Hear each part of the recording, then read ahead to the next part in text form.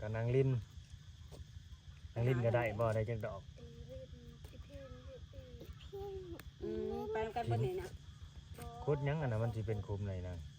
คุดจิหล่อบ่เอาออกมาเผากะตีนเขานี่บ่ได้เสกเกอบ่มันจังแบบว่ามันบาดมันพี่จังเบิดหนาตีนน่ะ มันบาดมันสอยเบิดตีแต่ละคนนี่ป้านว่าจะขึ้นตีนผู้เฒ่านี่โลดแบบตีนบ่ใส่เกลือเอ่ะเดี๋ยวมาพี่ลุงลาวสิถามเนี่ยฮะเขาก็กินข้าวกับยังกินเขาก็กินข้าวเที่ยงกับยังบ่เที่ยงโอ้ตอนเที่ยงแล้วเมื่อกินพุ่นพอมากินพี่คือมากินน้ำยาน้ำปูจ้ะปูเพิ่นข้าวลายนะบ่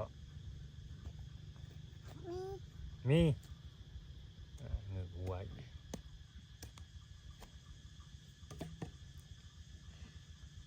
ผู้หนึ่งบ่ได้ออกมาเนาะนางกระถินนี่อยู่เพื่อนแม่นบ่คือบ่ได้ออกมาหญ้าซื่อ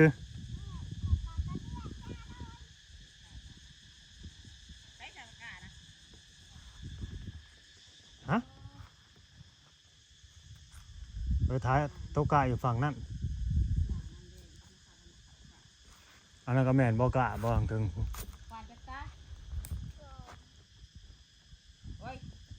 มันอยากนอนบ่จ๊ะทำตาเนี่ยมันอยากนอนบ่จ๊ะสบายดียังกัดนะบ่หมดมาแต่ไสเบิ่งคักแล้วป่านนี้ซื้อโทอะไรหนาเป็นยังก่อนนะสรุปเด็กน้อยพวกน่ะเขาเมื่อเอาหยังเกาะอ๋อบ่มีน้ำกินบ่เฮ้ยมานั่งพี่มานั่งสระน้ำร้านพี่บ่ทังใดจะไปเห็นยังมาบ่มันใส่กิ้มยังมันแผลบ่เคยทาสารดีเคยทาเป็นหยังหน้าเป็นหยังหนามันนั่นมันแผลแพะเนี่ยใดแผลกิ้ม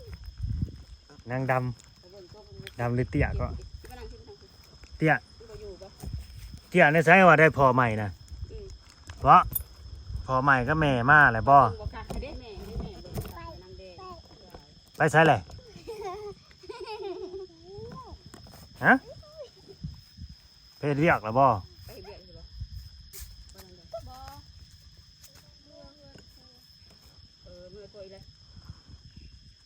ปบอีกเลยเล็กน้อยพวกนี้แล้วที่มานั่งสาธิตเราอยู่บ่เฮ้ยมานั่งพี่ลองมึงดูฮะเอามาลองมึงดูมันหายรีบ่หรือว่าแม่บ่อยากมานั่ง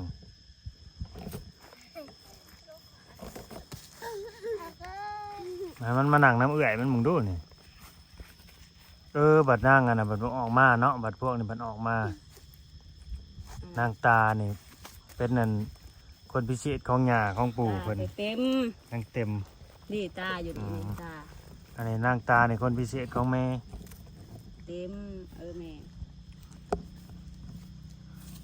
คนสิลอกคาบอันนี้หน้าเจ้าสิลอกคาบออกแล้วมันก็สิขาวปานนี้เอ้ามันน่ะเด้แบบว่ามันกัดฝ่าเด้แม่นบ่ที่ท่าเนี้ยท่าสายฟ้านี่แม่นบ่ทาซานี่แหละแล้วเพื่อให้มันลอกให้ได้มันก็กัดนะสารส้มบ่อันนี้หนาใหม่ได้นะขุดสารดินแถวนี้แหละทาซาเป็นในใดเนาะสารดินเขาขาต้นอีหยังเนาะสารดินสารดินจะเอามาทาหนานะทาหนาเขาว่าทาอะไรมันขาวบ่ไม่ได้ขาวมันกินนั่นนี่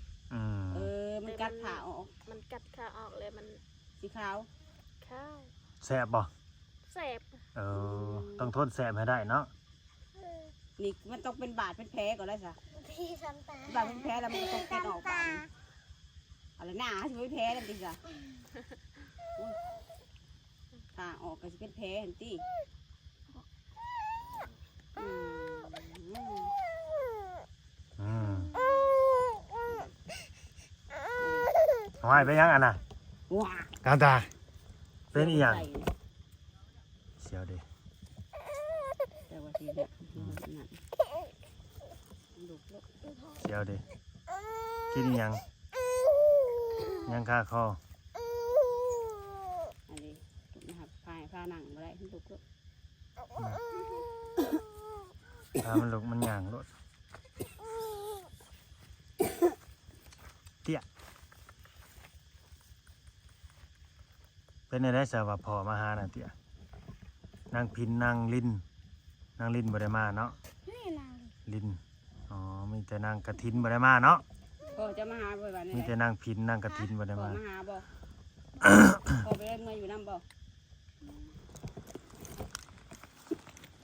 ไปอยู่ บ่ได้มีเฮาบ่เบิ่งค่ะนั่งเฮ็ดน้ำแดงกินอีหยังนี่คือปากมุมปากเมาแท้ มันสูงวางกันเจ๊สุกินมาให้หรือบ่แม่นบ่ สงสัย อ่า น่าสิแม่น มันคืออัน กินข้าวก็ยังนางแดงข้าวเที่ยงกับหยัง เฮ็ด เฮ็ดหยัง ได้เฮ็ดหลายบ่ บ่ได้ลาย เฮ็ดปวกนะ เฮ็ดปลูกได้หน่อยนึง ผัวบ่ไปหาน่ะขอให้ไป เจ้าน่ะไปเอง ไปเฮา แสดงว่า2คนน่ะก็เป็นคนพิเศษของย่าและซะก็ไม่เฒ่าและอยู่เฮือนบัดนั้นหลาน4คนนี่เอามาเผากะ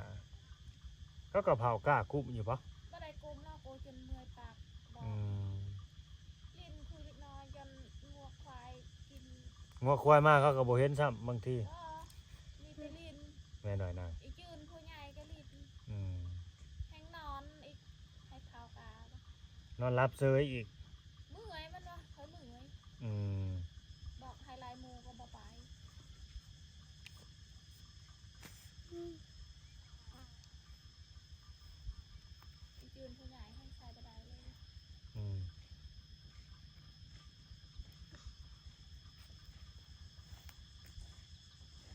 ไก่ทั้งแดงก็ลงมาหอดพี่บ่ มันไกลเขา เดี๋ยวมันตามผู้เจ้าลงมาหอดพี่ ไกลเขา แล้วติดเอวแม่สปอร์ต มานอนเว้นแล้วบ่นะ บ่เป็นยังของเจ้าฮะเป็นอีหยัง อันนี้แหละพี่น้องเอ้ยเนาะร้านบ่าวแตงเพิ่นหลายคนสิจำได้อยู่บ่ที่บ่าเล่าเข้าไป ที่บ่เข้าไปล่าสุดนี่แบบว่าพ่อแม่เขามาหากันมาอยู่นํกันแหละก็เลยบ่เข้าไปยุ่งไปเสาะนำเขาเจ้าหั่นนะ บ่เข้าไปวุ่นวายนำว่าซั่นซะปล่อยเขาอยู่นํกันก่อนบ่เข้าไปสะเลาะสะแหละพ่อเจ้าน่ะไปใส่แหละพิน เพราะว่า แม่น บ้านเขาเอง อยู่บ้านเขาเองบ่กินฮอดพ่อปะ อ๋อ พ่อเจ้าเคยตีทุกเจ้าอยู่ปะ อ๋อ เนี่ยบ่เคยตีคือบ่กินฮอดซะพอใหม่ได้ซื้อแน่ใดบ่ฮู้อีกแม่บ่ได้บอกว่า จีนเพื่อไทย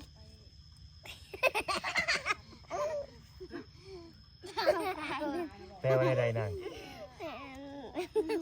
แปลว่าในใด บ้า เป็นหายซะบ่ บ่ไป แปลว่าในใดแปลความลาวให้ลุงลาวพังมึงดูแปลดูหาใครแปลได้นางเตี้ยแปลดูหาว่าในใดความลาวมันเปียเทค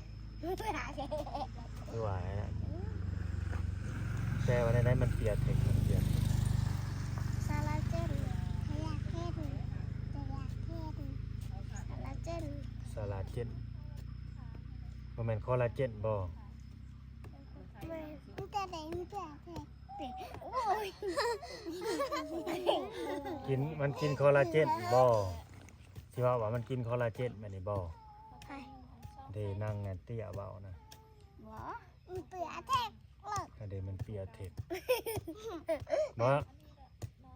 นางแดงมันเปียเทคนี่แปลว่าจังได แทกเต็มเลยว่าแทกเลยมาข้ามป่า เปียเทคนี่แปลว่าหยัง บ่ฮู้ ไม่เห็นอ้วนอันนี้ไฟรูป เป็นยังบ่สบายบ่ บ่ให้เว้าอีกว่าเตี้ย บ่อยู่อีก ไว้เอ่ยเว้าบ่ ตายเด้อข่อยบ่ไหว้ได้โอ้ตั้งเสาแล้วเนาะเฮือนหลังนี้ก็ดิเอาบ่ได้มาเฮิงปานนั้นติ รู้ว่ากระตังแต่สิใด แม่นจะบอก จะต้องครับบ่เบิ่งเองการไปการมา เอาไปสัมภาษณ์จ้ะ หึ หมายสัมภาษณ์จ้ะ ไปสัมภาษณ์พอมันบ่แล้วอยู่เทิงฮะ เห็นรถปุ๊บนี่ญาตินั่นอยู่บ่ดังแดง บ่พบแล้ว บ่บ่ สิพบพี่ช้างคนบ่ได้มีความผิดพี่ช้างบ่ได้พบ แรกๆก็บ่ได้มีมาปีนหักบ่อยากอยู่เจอหน้าเฮา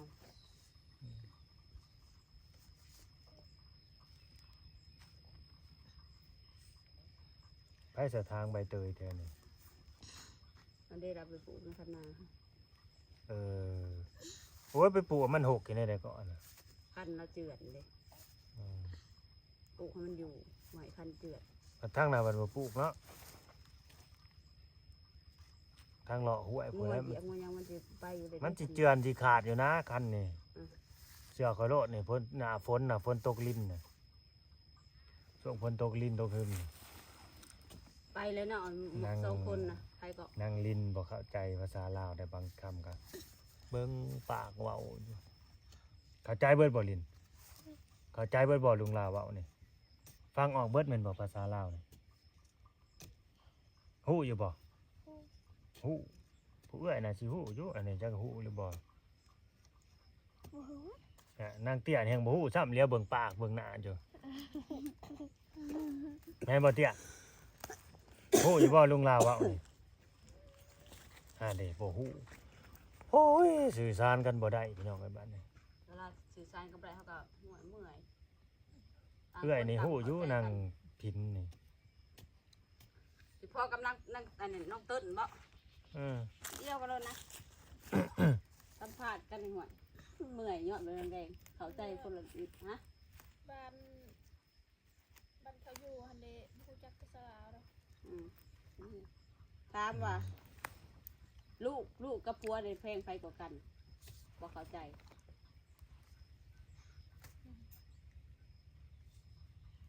สาดไผนี่สามารถติดเทิงเฮือนผมบ่ ยายดู จะโดยกับหยังตอนเที่ยง เพชรมันจะสอนเพชร พูดถึงนี่เนาะเดินอันนี้นะแบบปลุกเพื่อนเนี่ยสบายเลย ใช่ นี่เลย หัวมันบ่ได้เอาต้นม่วงลงบ่กันสิปลูกเฮือน เอาลูกมา คาต้นไม้ใหญ่ เอาลูกมามันไกลทางเลย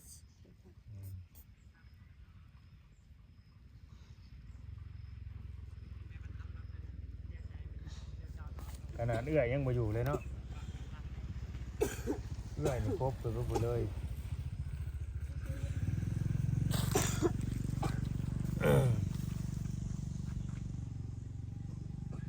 แกงหน้ำไม้ใส่แต่ ไผ ไม่ได้ใส่บักพริก แกงอยู่ไส ไปจืดนั่นล่ะ อ๋อ บ่เป็นเผ็ดกิน แกงหน่อไม้ก็ยังบ่เป็น โอ้โห บ่ได้ใส่ข้าวหมักพริก ได้ใส่บักเกลือ ใส่กระเบื้ออยู่บ่ละบาดนี่ ใส่แต่กระเบือหั่นล่ะ ไปใส่เตี้ยนี่แต่ผู้ดูแท้คุดจิหล่อได้จักโตแล้วมื้อนี้นางเตี้ยคุดจิหล่อถึงแล้วบ่ ไว้มันนี่ไว้จิโล ไปคุดจิหล่อให้มึงดูน่ะสิจ้างนี่โตละพันนี่ไป พูดดูได้10 โต ได้10โตกับ10,000โดดนี่ไปไหม ให้สิคุดให้10ตัวกับ10,000เลย พูดแม่ ใช้ตัวละพันตัวละพันเลย 10,000 10โต คุดได้บ่นางพินลิ้น ซื้อใหม่มาแกงดิ เป็นแม่ไปคุดลงดาวใช้ตัวละพันกีบ นี่ต้น อันนี้พากันเห็ดหยังซะหรือว่าคุดเล็ดซื่อๆนะบ่บ่ได้คุดจิหล่อบ่ยางใหญ่กันเดี๋ยวนี้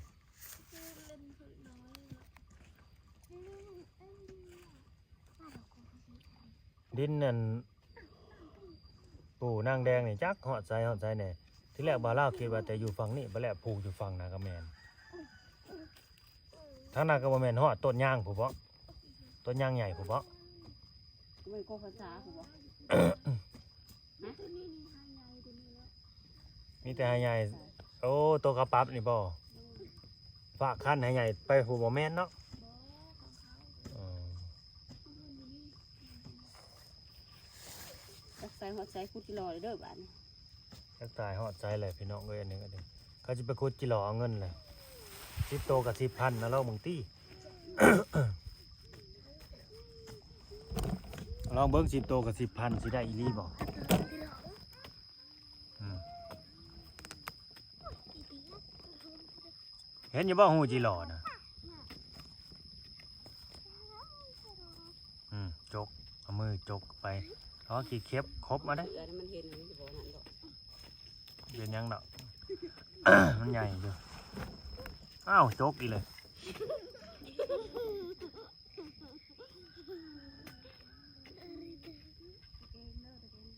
เอ้าโอ้แปลวมาได้ฮะ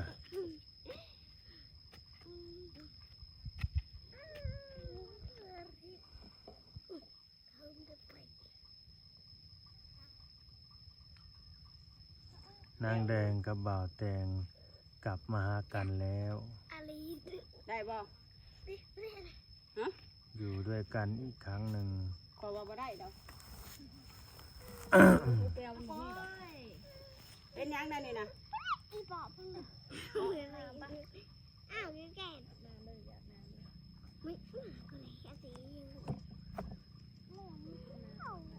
กินน้ำอยู่เทิงผู้บ่ป้าขึ้นไปโลดเดี๋ยวสิตามไปบอกผัวจะอยู่หาเด้อเดี๋ยวบ่าวลาวสิมา อุ้ยเบิ้ม ตกเลยนี่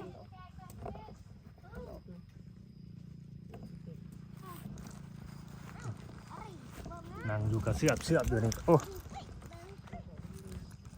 ที่แรกคิดว่าข้าวหวานเพิ่นซะดอกอันนี้มันแล้วบ่แม่นตามนั้นแหละพี่น้องไว้ฝนก็สิตกเลยเนาะ